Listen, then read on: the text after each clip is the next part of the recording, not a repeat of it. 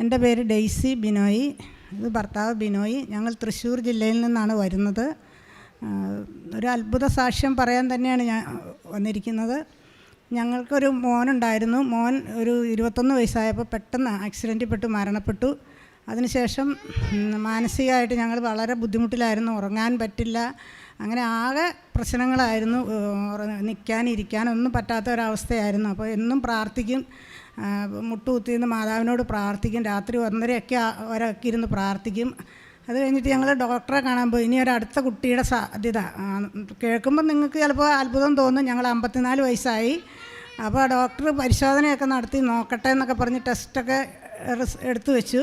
പിന്നെ ഞാൻ ഒരു ദിവസം രാത്രിയിൽ ഇങ്ങനെ മുട്ടുകുത്തി നിന്ന് പ്രാർത്ഥിക്കുമ്പോൾ ഇങ്ങനെ മാതാവ് വിളിക്കുന്ന പോലെ എനിക്ക് തോന്നി.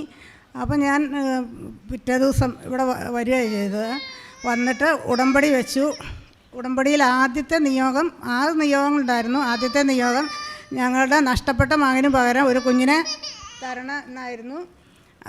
അത് കഴിഞ്ഞ് ഉടമ്പടിയൊക്കെ വെച്ച് കഴിഞ്ഞ് തിരിച്ചു പോകുന്ന വഴിക്ക് ട്രെയിനിൽ കയറിയാണ് പോകുന്നത്. ചേർത്തല ചെന്ന് കഴിഞ്ഞപ്പം ഇങ്ങനെ എന്നെ ആ ഡോക്ടർ തന്നെ വിളിക്കുകയാണ്. ഇത് എന്തോ ഒരു അത്ഭുതം സംഭവിച്ചിട്ടുണ്ട്, നിങ്ങൾക്ക് അടുത്ത ഒരു കുഞ്ഞിന് ചാൻസ് ഉണ്ട്. 54 വയസ്സ് കഴിഞ്ഞെങ്കിലും ഒരു 35 വയസ്സ് പ്രായമായ ഒരാളുടെ ഗർഭപാത്രത്തിൻ്റെ അതുപോലെയാണ് നിങ്ങളുടെ കാണുന്നത്. എന്തായാലും നിങ്ങൾക്ക് ഭയങ്കര ഭാഗ്യമുണ്ട് എന്ന് പറഞ്ഞു. അത് കഴിഞ്ഞ് ഞാനിവിടുന്ന് പോകുമ്പോൾ നേർച്ച വസ്തുക്കളും എല്ലാം ആയിട്ടാണ് പോയത്. പിന്നെ എനിക്ക് ഉറച്ച വിശ്വാസം ഉണ്ടായിരുന്നു കുഞ്ഞുണ്ടാകുന്നു. ഞാൻ വയറ്റിൽ അത് തേച്ച് പ്രാർത്ഥിക്കുകയും ഉപ്പ് കലർത്തി കുടിക്കുകയും ഭക്ഷണത്തിൽ ചേർക്കുകയും ഒക്കെ ചെയ്തു. അങ്ങനെ 1 മാസം കഴിഞ്ഞപ്പോൾ ഇങ്ങനെ ടെസ്റ്റ് നടത്തിയപ്പോൾ പ്രഗ്നൻ്റ് ആണെന്ന് അറിഞ്ഞു. പിന്നെ ഡോക്ടർ പറഞ്ഞിരുന്നു റിസ്ക്കാണ്, ഇത്രയും വയസ്സുള്ളപ്പോൾ എത്തുമെന്നൊന്നും അറിയില്ല എന്നൊക്കെ പറഞ്ഞിരുന്നു. അപ്പോൾ ഞാൻ പറഞ്ഞു ഇതാ മാതാവ് തന്നാൽ അതപ്പോൾ മാതാവ് ഏറ്റെടുത്തോളൂ, ഇനി ഞാൻ മരിച്ചാൽ തന്നെ കുഞ്ഞിനെ കിട്ടിയാൽ മതി എന്നാണ് ഞാൻ പറഞ്ഞിരുന്നത്. ഇതിങ്ങനെ പ്രഗ്നൻ്റ് ആണെന്ന് അറിഞ്ഞു കഴിഞ്ഞാൽ എനിക്ക് പിന്നെ സ്വസ്ഥമായിട്ട് ഉറങ്ങാനും പ്രാർത്ഥിക്കാനും എല്ലാം സാധിച്ചു. അതിനു മുമ്പ് എനിക്ക് ആരെങ്കിലും കാണുമ്പോൾ ഒക്കെ ഭയങ്കര ദേഷ്യമായിരുന്നു, മിണ്ടുന്നൊന്നും ഇഷ്ടമല്ലായിരുന്നു. ഒരു 2 വർഷത്തോളം അങ്ങനെ കടന്നുപോയി.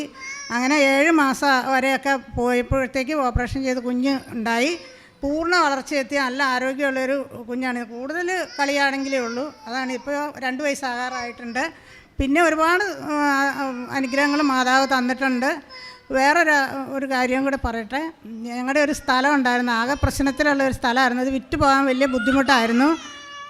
പ്രാർത്ഥിച്ച് അച്ഛനെ ഞാൻ ഒരു ദിവസം ഇവിടെ വന്നപ്പോൾ കണ്ടു. ഈ സ്ഥലം വിറ്റ് പൊക്കോളൂ എന്ന് പറഞ്ഞ്. എന്നിട്ട് ഒരാഴ്ച കഴിഞ്ഞപ്പോഴേക്കും അത്ഭുതകരമായിട്ട് ആ സ്ഥലം വിൽക്കാൻ സാധിച്ചു. പിന്നെ എല്ലാം കൊണ്ടും മാതാവ് തന്ന എല്ലാ അനുഗ്രഹങ്ങൾക്കും ഒരുപാട് നന്ദി. ഞാൻ ഒരു കാര്യം കൂടി പറയട്ടെ. ദൈവത്തിന് അസാധ്യമായിട്ടൊന്നും ഇല്ലെന്നുള്ളതിൻ്റെ ഒരു വലിയ തെളിവാണ് ഈ കുഞ്ഞ് ഞങ്ങളുടെ കയ്യിലിരിക്കുന്നത്.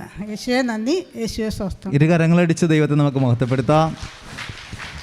കാരുണ്യവാനും നല്ലവനുമായ ദൈവമേ, ഈ വലിയൊരു അനുഗ്രഹത്തിന് അങ്ങേക്ക് 1000 നന്ദി പറയുകയാണ്. പരിശുദ്ധമ്മയുടെ മധ്യസ്ഥതയിൽ അങ്ങേക്ക് 1000 നന്ദി പറയുകയാണ്. ഈ സഹോദരിയുടെ സാക്ഷ്യം നമ്മൾ മനസ്സിലാക്കി. ഈ ഉടമ്പടി ചെയ്യുമ്പോഴുള്ള നിങ്ങളുടെ പലർക്കും പല സംശയങ്ങളുണ്ട്. ചില കാര്യങ്ങൾക്ക് അവർ പരിധി വെക്കും.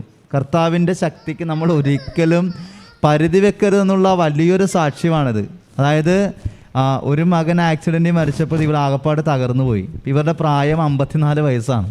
അതായത് 23 വർഷങ്ങൾക്ക് ശേഷമാണ് ഇന്ന് ഈ കൈയിരിക്കുന്ന കുഞ്ഞിനെ മാതാവ് കൊടുത്തിരിക്കുന്നത്. ഒരു ദിവസം ഇങ്ങനെ ഇവർ മകൻ്റെ ആ ഒരു വിയോഗത്തിൽ ഇവർ വിഷമിച്ച് നിൽക്കുന്ന സമയത്ത് എന്ത് ചെയ്യണമെന്ന് അറിയാൻ പാടില്ല നിൽക്കുമ്പോൾ ഒരു ദിവസം പ്രാർത്ഥിക്കുമ്പോൾ അമ്മ മാതാവ് വിളിക്കുന്ന പോലെ തോന്നിയെന്നാണ് പറഞ്ഞത്. എന്നിട്ട് ഇവിടെ കൃപാസനത്തിൽ വന്നു ഉടമ്പടി വെച്ചതിൽ ആദ്യത്തെ നിയോഗം വെച്ചതാണ്. ഫസ്റ്റ് നിയോഗം വെക്കുന്നത് എന്താണ്? ഞങ്ങൾക്ക് നഷ്ടപ്പെട്ടു പോയ മകന് പകരം ഈശോയെ ഞങ്ങൾക്കൊരു കുഞ്ഞിനെ തരണേ. അപ്പോൾ ഇത് എന്തുമാത്രം അസാധ്യതകൾ നിലനിൽക്കുന്ന ഒരു സമയത്താണ് നിങ്ങൾ മനസ്സിലാക്കണം. പ്രതീക്ഷിക്കാത്ത സമയത്താണ്. അപ്പോൾ ഇത് വലിയൊരു സാക്ഷ്യമാണ്. അതായത് നമ്മൾ നിയോഗം വെക്കുമ്പോൾ കൂടെ നിങ്ങൾ വെക്കണം, നിങ്ങൾക്ക് നടക്കത്തില്ലെന്ന് നിങ്ങൾ കരുതുന്ന ഏത് വിഷയമാണോ അതായിരിക്കണം നിങ്ങൾ ആദ്യം വെക്കേണ്ടത്. കാരണം എന്താണ്? ഈശോയുടെ ശക്തിക്ക് അതീതമായിട്ട് ഒരു കാര്യവും നടത്തപ്പെടത്തില്ല. കാരണം ഇസ്രയേൽ ജനം പട്ടിണി കിടന്ന് മരിക്കാൻ പോകുമ്പോൾ ദൈവം ചെയ്യണം എന്താണ്? ആകാശത്തു നിന്ന് അവർക്ക് മന്ന ഒഴിച്ച് കൊടുക്കുന്നുണ്ട്. അതെന്തിനാണ്? അജ്ഞാതമായൊരപ്പമാണ്. അവർ കണ്ടിട്ടുമില്ല കേട്ടിട്ടുമില്ല, പക്ഷേ ദൈവം അവരെ അപ്പം കൊണ്ട് തീറ്റിപ്പോറ്റി. അതിനർത്ഥം നമുക്ക് നമ്മൾ ചില കാര്യങ്ങൾക്ക് ചോദിക്കില്ല, എങ്ങനെ, ആര്, ഏത് വഴി, എങ്ങനെ വരുമെന്നൊക്കെ നമ്മൾ ചിന്തിക്കുമ്പോൾ കർത്താവ് പറയുന്നതാണ്, നീ പതറരുത്, തളരരുത്, ഭയപ്പെടരുത്, തോറ്റു കൊടുക്കരുത്, വിശ്വാസത്തിൽ അടിയുറക്കണം, പ്രത്യാശ ഉണ്ടാകണം, ദൈവസ്നേഹം ഉണ്ടാകണം. പരിശുദ്ധമ്മയുടെ മധ്യസ്ഥതയിൽ ദൈവവുമായിട്ട് ഒന്നായിട്ട് നിന്ന് കഴിഞ്ഞാൽ ഒരു ആകാശത്തിൻ്റെ സാധ്യത നമ്മളുടെ ഏത് വിഷയങ്ങളുടെ പുറത്തുമുണ്ട്. അപ്പോൾ ഇത് വലിയൊരു അനുഗ്രഹമാണ്. അപ്പോൾ 54-ാമത്തെ വയസ്സിൽ 23 വർഷങ്ങൾക്ക് ശേഷം ദൈവം കനിഞ്ഞ് അനുഗ്രഹിച്ചു കൊടുത്ത വലിയൊരു സമ്മാനമാണ് ഈ കുഞ്ഞ്.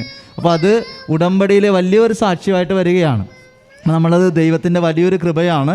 അതോടൊപ്പം പറയുക, ഒരു സ്ഥലം വിൽക്കാൻ വേണ്ടി ഉണ്ടായിരുന്നപ്പോൾ അവിടെ കാശ് രൂപം അച്ഛൻ പ്രാർത്ഥിച്ചിട്ട് കൊടുത്തിട്ട് പറഞ്ഞു, ധൈര്യമായിട്ട് പോയിക്കൊള്ളുക, അത് നടത്തപ്പെടും. 40 സെൻറ്റ് ഭൂമി ഉണ്ടായിരുന്നു. പക്ഷേ അത് ദൈവത്തിൻ്റെ കൃപയാൽ പറയുക അത് വിറ്റുപോയി. കാരണം എന്താണ്? ആ സ്ഥലത്തെ കർത്താവിനെ ഭരമേൽപ്പിക്കണത്. കുഴിച്ചിട്ട് നമ്മൾ ആദ്യമായിട്ട് ദൈവമാണ്, കർത്താവിൻ്റെ കുരിശാണ് കാൽവരിയിൽ കുഴിച്ചിട്ടത് ലോകരക്ഷയ്ക്ക് വേണ്ടി. അപ്പോൾ ഈശോയ്ക്ക് നമ്മൾ ആ സ്ഥലത്തെ മുദ്രിതമാക്കി കൊടുത്തപ്പോൾ ദൈവം അത് വലിയ അനുഗ്രഹമാക്കി കൊടുത്തു. ത്രിയേക ദൈവത്തെ മഹത്വപ്പെടുത്തി നമുക്ക് നന്ദി പറയാം. ഈ വലിയ സാക്ഷ്യത്തിന് ദൈവത്തെ മഹത്വപ്പെടുത്തി നന്ദി പറയാം. യേശുവേ ആരാധന, യേശുവേ സ്തുതി, യേശുവേ മഹത്വം. ഞാൻ ഒരു കാര്യം പറയാൻ വിട്ടുപോയായിരുന്നു. ഞാൻ ഗവൺമെൻറ് സർവീസ് ജോലി ഉണ്ടായിരുന്നു. അന്നേരമാണ് മോൻ മരിച്ചത്. അവൾക്കും ഗവൺമെൻറ് സർവീസ് ജോലിയാണ്, പഞ്ചായത്ത് വകുപ്പിലായിരുന്നു. അവൾ പ്രൊമോഷൻ കിട്ടിയ പിറ്റേ ദിവസമാണ് അവൻ മരിച്ചത്. അതിനുശേഷം ശരിക്കും 2 വർഷം ആകെ നമ്മൾ തളർന്നിരിക്കുകയായിരുന്നു. അതിനുശേഷമാണ് ഞങ്ങൾക്ക് ഈ അനുഗ്രഹം ഉണ്ടായത്. അപ്പം ഇത് ശരിക്കും ഞങ്ങൾ നോക്കിയ ഡോക്ടർ ഒരു ഹിന്ദു ഡോക്ടറായിരുന്നു. പുള്ളിക്ക് പോലും വിശ്വസിക്കാൻ പറ്റിയില്ല സംഗതി ഇത് എന്താണെന്നുള്ളത്. ഇത് ഗർഭിണിയായി കഴിഞ്ഞ് അവൾ പറയാൻ വിട്ടുപോയതുകൊണ്ട് ഞാൻ പറയാണ്, 7.5 മാസം ഹോസ്പിറ്റലിൽ തന്നെയായിരുന്നു.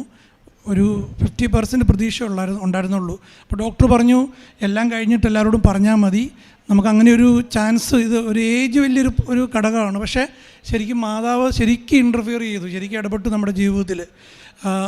ഞാനതിന് ശേഷം എൻ്റെ സർവീസ് ഞാൻ പൂർത്തിയാക്കി. അവളതിന് ശേഷം വോളണ്ടറി റിട്ടയർമെൻറ്റ് എടുക്കുകയും ചെയ്ത് ഞങ്ങൾ തൃശ്ശൂരാണ് വർക്ക് ചെയ്ത്. അത് പറയാൻ പറ്റും. അപ്പം മാതാവിൻ്റെ വലിയ അനുഗ്രഹമാണ് ജീവിതത്തിൽ ഉണ്ടായിട്ടുള്ളത്. ഞങ്ങൾ പലരോടും പറഞ്ഞു, ഞങ്ങളുടെ ഇറവ് തന്നെ ഒരു ബ്രദർ ഇവിടെ വന്ന് സാക്ഷ്യം പറഞ്ഞു, ഒരു ക്യാൻസർ, അതിൻ്റെ വൈഫിൻ്റെ ക്യാൻസർ ഭേദമായ കാര്യം പറഞ്ഞു. അപ്പോൾ എന്നോട് പ്രത്യേകം പറഞ്ഞു, നിങ്ങൾ പോകണം, കൃപാസനത്തിൽ പോയി ഇത് സാക്ഷ്യം പറയണം. ഇത് നിങ്ങൾക്ക് മാത്രമല്ല, ഇനി വരുന്ന തലമുറയ്ക്കും എല്ലാ ആൾക്കാർക്കും ഇതൊരു പ്രചോദനമാകണം. കാരണം മാതാവിനോട് നമ്മൾ ശക്തമായിട്ട് പ്രാർത്ഥിച്ചാൽ അസാധ്യമായിട്ടൊന്നുമില്ലെന്നുള്ളൊരു തെളിവാണിത്. അപ്പം മാതാവിന് 100 നന്ദി പറയണു.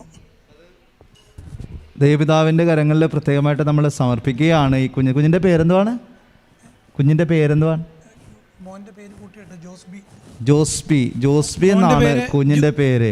മോൻ്റെ പേര് ജോസ് ബിനോക്കെ എന്നായിരുന്നു. എൻ്റെ പേര് ബിനോയ് എന്നാണ്. അപ്പം ഞങ്ങൾ ഒരു തീരുമാനം എടുത്തു, ഉണ്ടാകുന്ന മോനാണെങ്കിൽ മോൻ്റെ പേര് തന്നെ ഇടാം, അല്ലെങ്കിൽ ജോസ് ബി കെ ബിനോ എന്ന് ഞങ്ങളിട്ടു. അപ്പോൾ നഷ്ടപ്പെട്ടു പോയ കുഞ്ഞിന് പകരം ദൈവം കൊടുത്ത കുഞ്ഞാണ്. അതായത് നമ്മുടെ കഴിവുകളല്ല, കർത്താവിൻ്റെ കൃപ കൊണ്ടാണ് നമ്മളുടെ കാര്യങ്ങളൊക്കെ നടത്തപ്പെടുന്നതെന്ന് ഈ സാക്ഷ്യം വെളിപ്പെടുത്തിയിരിക്കുകയാണ്. നമ്മളുടെ മനുഷ്യൻ്റെ കഴിവുകളൊന്നുമല്ല, not by merit but by the grace of God എന്ന് നമ്മൾ പ്രത്യേകമായിട്ട് ഓർത്ത് പ്രാർത്ഥിക്കേണ്ട ഒരു സാക്ഷ്യം തന്നെയാണ്. അതായത് ഈശോയുടെ വലിയ കൃപയാണിത്. കർത്താവിൻ്റെ വലിയ കൃപയ്ക്ക് ഒന്നുകൂടെ നമുക്ക് കരങ്ങളടിച്ച് ദൈവത്തെ മഹത്വപ്പെടുത്താം. യേശുവേ ആരാധന, യേശുവേ സ്തുതി, യേശുവേ മഹത്വം. ഒരു സെക്കൻഡേ ഉള്ളൂ. ഞാൻ ആദ്യം വന്നപ്പോൾ എനിക്ക് വലിയ വിശ്വാസം കുറവായിരുന്നു കേട്ടോ. അപ്പോൾ അവൾ തന്നെയാണ് ഇവിടെ ഓടുമ്പെടുക്കാനൊക്കെ ആയിട്ട് വന്നത്. എനിക്ക് വളരെ വിശ്വാസം കുറവായിരുന്നു നടക്കുന്നൊരു. പക്ഷേ ഇത് കഴിഞ്ഞ് കഴിഞ്ഞപ്പോഴാണ് നമുക്ക് ശരിക്കും പറഞ്ഞാൽ 100% എനിക്ക് വിശ്വാസമായി, ദൈവത്തിൽ നമുക്ക് ഇത് അസാധ്യമായിട്ടൊന്നുമില്ലെന്നുള്ള ഒരു കാര്യം ബോധ്യപ്പെട്ടത്.